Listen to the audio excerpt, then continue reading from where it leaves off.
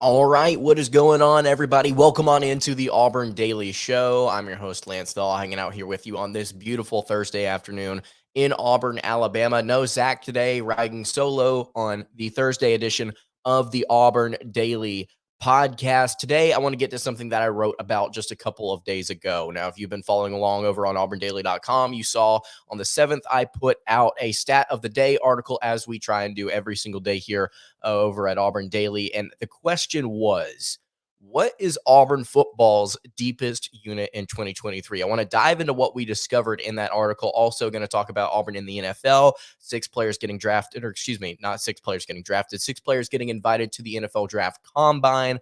And then also, I want to talk a little bit about returning production for the Tigers and overall in college football because I'm a nerd and I love analytics and stuff like that.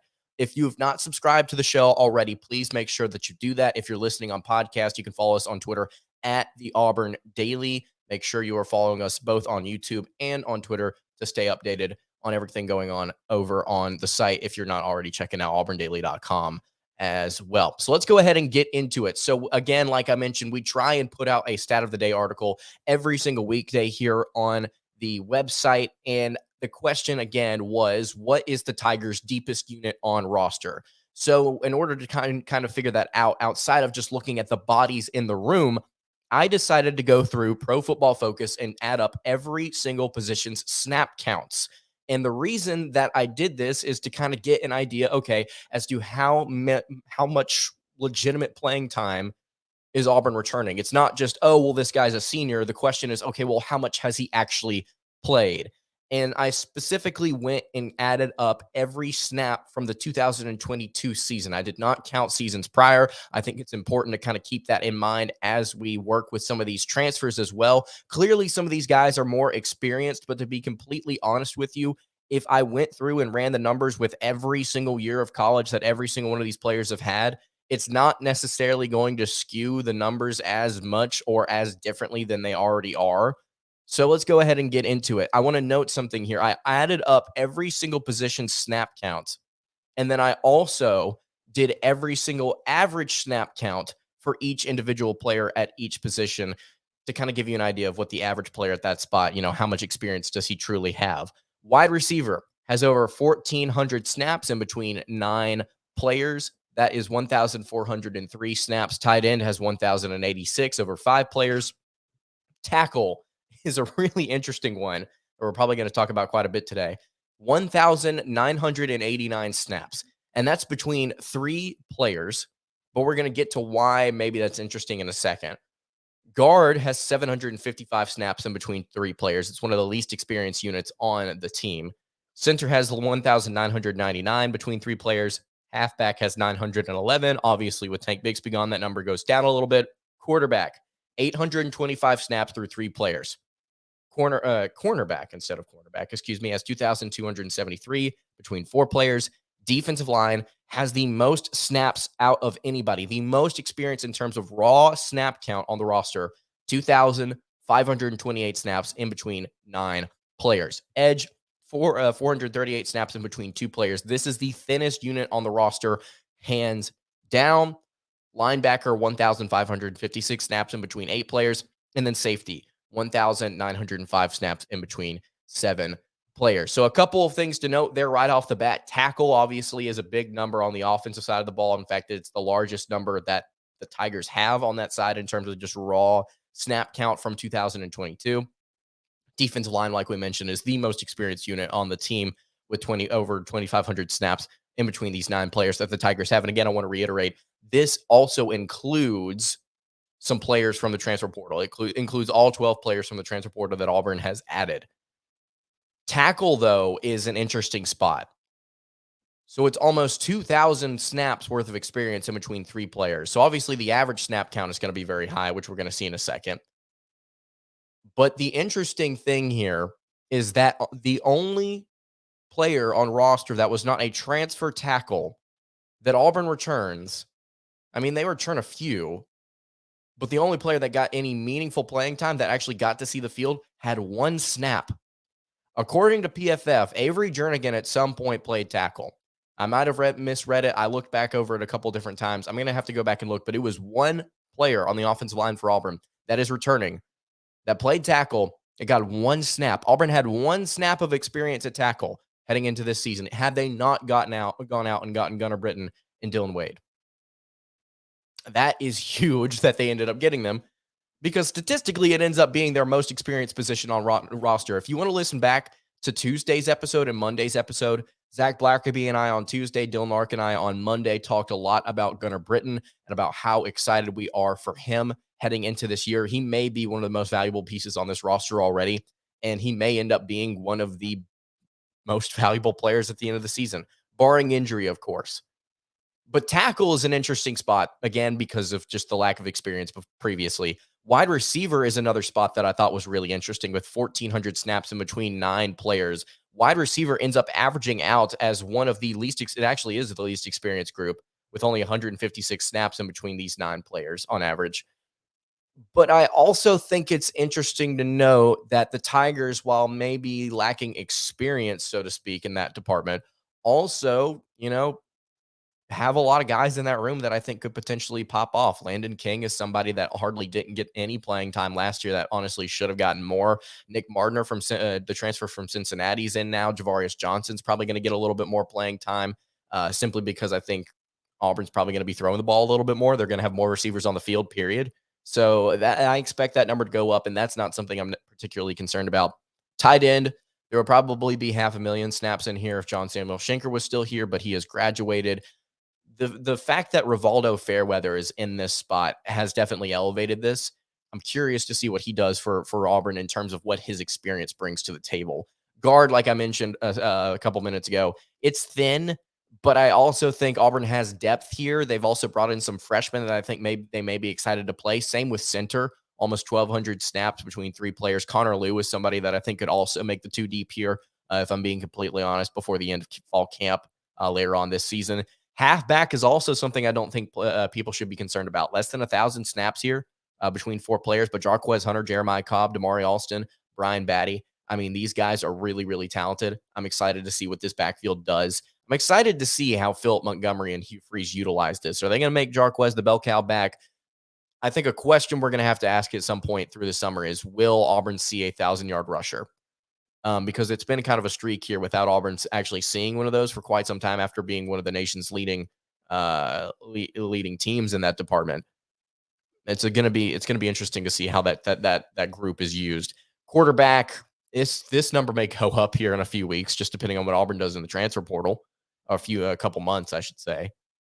Cornerback, we're switching over to defense now. I mean, it's very clear to me that I think the defense is the most experienced side of the ball easily, and it's also, I think, the most exciting side of the ball when it comes to what the play could potentially be elevated to. Now, don't get me wrong, the offense I think is going to take the next step with Robbie Ashford at quarterback. If Auburn does nothing in the portal, I'm conflicted on how we feel about that, because there's a lot of upside right now, right, with Robbie Ashford, but there's also a lot of questions just simply based on his performance last season. So I think that in our minds, we can easily set a ceiling better than we can, or for the offense better than we can for the defense. Ron Roberts, I'm interested to see what his defense does schematically. I'm also interested to see what it does for these players as far as what they struggled with last year, because you got 1,550 snaps at linebacker between 8 players, but how much better are they truly going to be? Obviously, Demario Tolan, Austin Keys, 2 guys coming in that are going to really help this unit out a lot. But how much does that truly elevate? We're just going to have to see. A lot of this is like, okay, we got depth here, we got depth here, we got depth here. How much is this actually going to impact us on the field? We're going to get to returning production in a little bit, by the way, just to see where Auburn stands nationally, because it actually is pretty impressive relative to what they have been. Defensive line, like I mentioned, I am thrilled with this group. And if Colby Wooden was coming back, whoo, boy, this would be a really good defensive line, I think. Again, it's similar to the linebacker group in that, they didn't perform particularly well last year, got gouged in a lot of different areas, particularly in the run game. How do they look this year under a new defense? I think there's reason to believe that this D-line, especially with some of these transfers and this depth coming in, that they're going to be pretty solid. Safety and cornerback. I mean, you could have essentially grouped this group together, and it could have been the most experienced group on the team. Cornerback, Auburn brings back 4 guys. Safety, Auburn brings back a few guys as well. You have to be really intrigued with this defensive backfield. I know Ron Roberts' calling card is stopping the run and creating turnovers. At least that's what he did at Baylor. But man, I think this pass defense, if this defensive line does improve, this pass defense is going to get a lot better. It was not particularly solid last year in terms of what it was doing in the SEC, but nationally, it was impressive in some categories. And I expect, like I mentioned, turnovers to be a bigger part of that. And this cornerback group and the safety group, because of their experience, should be able to capitalize, especially with what I would argue is a better scheme fit for some of these guys as far as what Auburn wants to do physically on the outside. Maybe that's just me. That's the way Auburn recruited under Malzahn. That's the way Auburn recruited in their first year under Harsin. They got guys that could kind of physically impose their will, but they haven't necessarily been utilized in the best way. So defense, very experienced in terms of comparative to the rest of the SEC. But again, it all comes back to what does this actually look like on the field? What does the product look like? We can sit here and speculate all we want, but there's there's not really any telling until we get to see it maybe in the spring game. It's really difficult to take a lot away from any A day, but this one in particular could be interesting because of what Auburn may elect to do. But even in a vanilla offense, just trying to try some different things out. And I'm excited to see what that looks like. You look at the average snap count, 663 for offensive tackle per player is the most experience on the group unit on the team. Already talked about that. Cornerback is second. Center is third. Defensive line is fourth. Quarterback is fifth. Safety is sixth. Guard is seventh. Halfback is eighth. Edge is ninth. Tight end is 10th. Linebacker is 11th. And wide receiver is 12th. So linebacker and wide receiver are the two least experienced team spots per snap count per player. But again, it's really hard to kind of like take any stock into this whenever you look at where they are on the total snap count. And also, some of these positions, I think it may not be the worst thing in the world that Auburn is inexperienced in some of these spots. I think it may be really good, particularly on the offensive line, that Auburn starts to bring in some new talent there, considering what we saw last year. I think the biggest thing, we talked about this on Monday and Tuesday, the biggest thing is Auburn's tackles, man. The fact that they were able to get Dylan Wade and Gunnar Britton is massive, massive, massive, massive. We cannot emphasize that enough. What they do on the field this year is going to be crucial, I think, to the way this team wants to operate, and that affects the defensive side of the ball at times too. So that's our thoughts on the Auburn snap counts totals. Again, if you want to go check that out, you can go head over to auburndaily.com. And the title of the article is "What is Auburn's football's deepest unit?"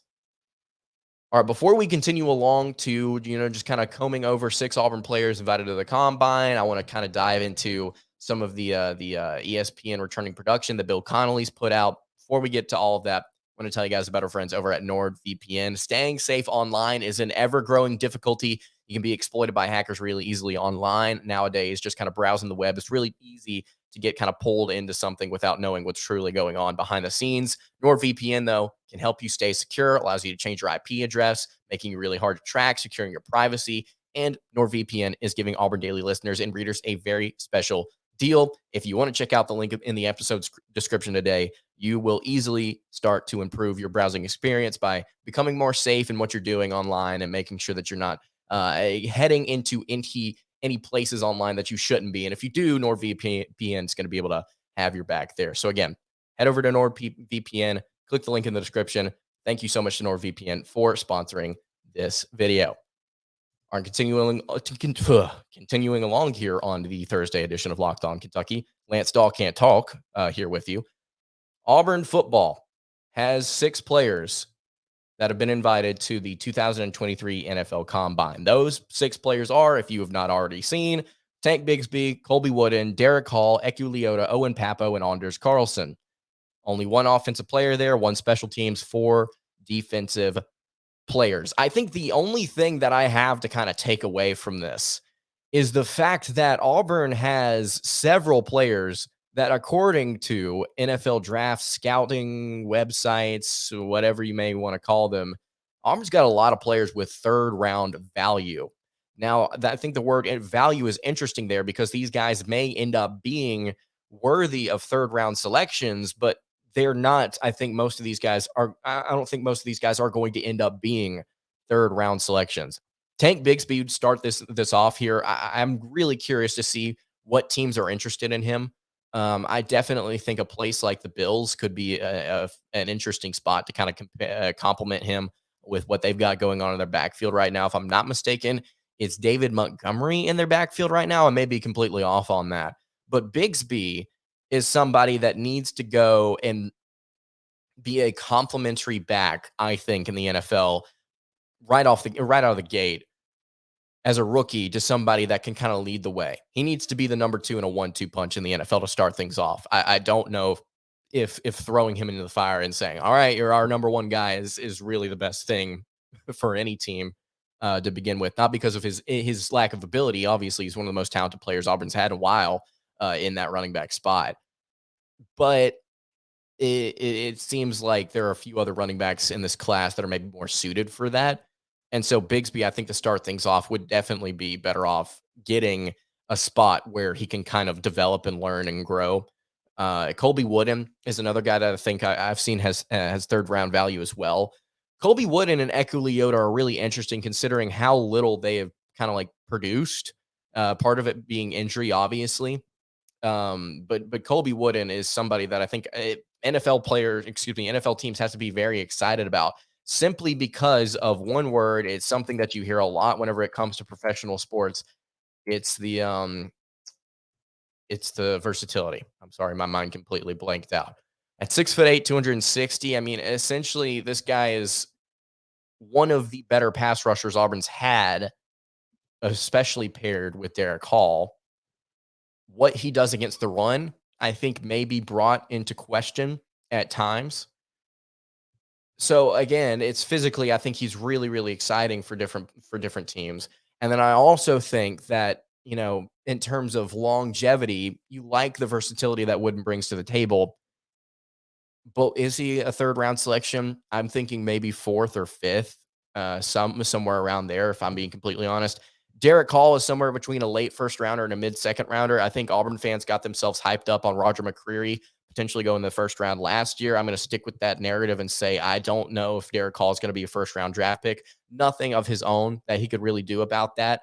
I spoke with him at the Senior Bowl last week. Really, really awesome chat. Really, really great guy. Very, very professional in the way that he handles himself. I wish him nothing but the best. But I'm very concerned that Auburn is putting themselves in a position right now, or at least some of the media are, where they expect something out of the draft that is not reality relative to what these NFL scouts and these teams are thinking. I would love to see Derek Hall go in the first round. I would love to. Would really, really. I want him to go in the first round. I just don't want people to get their hopes up and him be a mid to late second round pick and everybody be sitting there going with like with McCreary, what the heck happened? Well, there's nothing that Hall really did. He's still a very uber talented player. It's just everybody else just kind of was looking at other things outside of the Auburn sphere. Ekuliyota, again, like I mentioned, is somebody that could be like a third round pick. He could be a seventh round pick, just simply based on the fact that he didn't get to play a lot this year. Owen Papo, I am intrigued with where he falls. I'll just say that. And then Anders, I'm also curious to see if he gets drafted, just based on his namesake, and then also I think that he showed earlier on in his career that he has talent, but very inconsistent over his final two seasons. Don't know what quite to blame that on outside of his injury in 2021. So really hope that all these guys get drafted. Really hope that all these guys are able to show out. And yeah, Auburn's got 6 players going to the combine. If they get 2 players drafted, that's more than they had last year. Auburn this year, though, just talking about what they're doing on the field for college, has one of the most experienced SEC teams out there in terms of returning production. So it's that time of year. You can go check out this article over at auburndaily.com.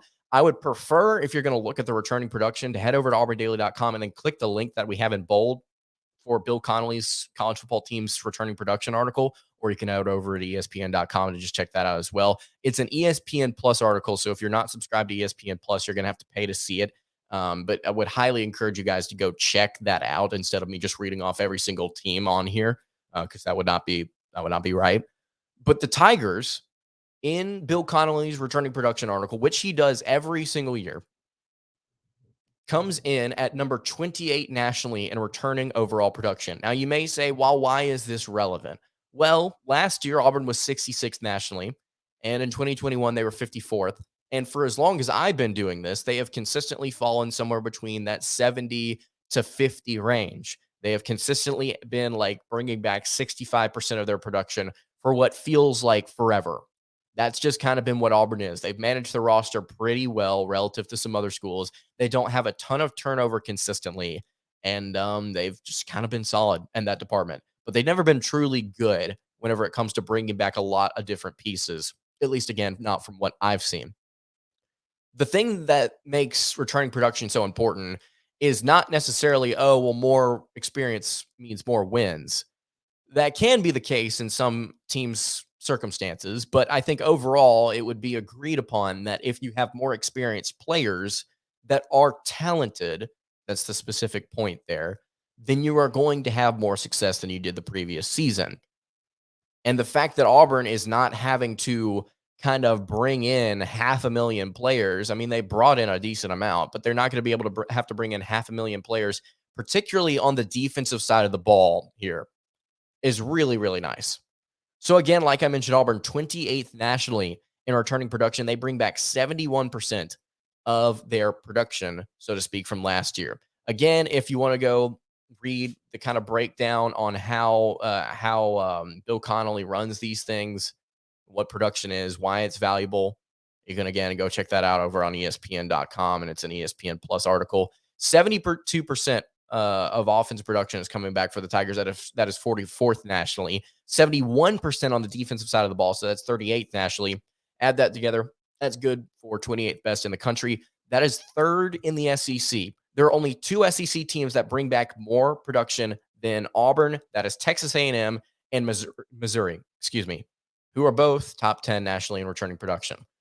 A&M should see a jump in, I think, on the field product improvement, just visually how it looks. And then I also think they're going to see a statistic improvement because of how many young guys they played last year and how many players that just decided that they didn't want to leave after a 5-7 season, which is kind of surprising to me, just based on the way that A&M is operated.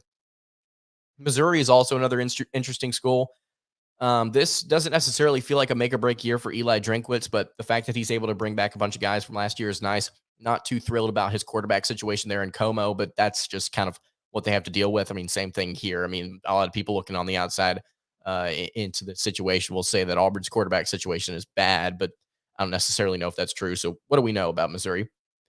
And that's the thing here that I wanted to point out about the Tigers is that they're third in the SEC, and they're finding themselves in an interesting spot where over this past half decade plus, they've not been one of the more experienced teams in the SEC. They've had to rely on different things to be successful, but they're going to have this foundation. And on top of that, they're going to have 12 players in the transfer portal that I think are going to add on to this and make this impact. I think that's actually factored into Auburn's total percentage in terms of returning production. So it's exciting to see Auburn statistically be good in a category because of how poorly things went last year. You have to be, at least again, the word we've been using on this show, intrigued with what does this product look like? Collectively, what does it look like? Because sure, Auburn may be bringing back a ton of production, and historically that may mean more success to some degree. It's also a matter of chemistry and how this coaching staff brings these guys together. Because of how Brian Harsin handled things and how players kind of responded to him as he went out the door, I'm not I'm how do I phrase this? I'm I'm on pause to see how this coaching staff kind of reins things in, how they kind of bring all these players together. It's very similar, like teams in college basketball. If you bring in four or five transfers, I mean, it's a very small roster, obviously, so it's a little bit different of a situation. But you have to figure out how to get all these transfer guys from all these different places to come together and to gel. You didn't get a high school class that has been here for 2 or 3 years together. You've got players that are just from all over the place that are trying to sit in for 1 year or two, and make it happen. With Auburn and their 12 transfers, I mean, they've got guys that are obviously have 3 or 4 years of eligibility left, depending on where you look. But these guys, as a whole, this transfer class and this overall roster, I wonder how they gel. underneath Hugh Freeze. There's a really good example to be set with not utilizing the transfer portal too much. I think Michigan State and Mel Tucker have been a prime example of what not to do with the transfer portal, which is lean on it to be your foundation for your program, at least for more than 1 year at a time. There's no sense in it. It's not going to be sustainable. So I think this is a 1 year type of thing for Hugh Freeze. I mean, he said as much, but I'm curious to see if we see the Michigan State level of chemistry. Just all of a sudden, these guys gel really together, and there was a great scout on all these different guys and how they fit. But I'm kind of talking myself in circles here, but that's just kind of how I feel about that. Is there's a lot of pause for this season, both in what they bring back snap count wise, and then also what they bring back production wise as a whole. Combine that with what's happening on the recruiting trail, just how much they've had to add on to the already experienced roster, so to speak. And think it's all going to be interesting to see how it plays out. So if you've got any comment on that, if you've got any comment on where Auburn stands right now in the returning production ranks nationally in college football, you can leave that in the YouTube comments below. If you have any questions for the show, you can also leave that in the YouTube comments below as well. That's going to do it for today's episode of the Auburn Daily Show. Again, you can follow us on Twitter at the Auburn Daily. You can follow me on Twitter at @LanceDawe_. And you can always check out our written work over at auburndaily.com. We will see you all tomorrow for another episode of the Auburn Daily Show. Hope you guys have a great rest of your day, and God bless.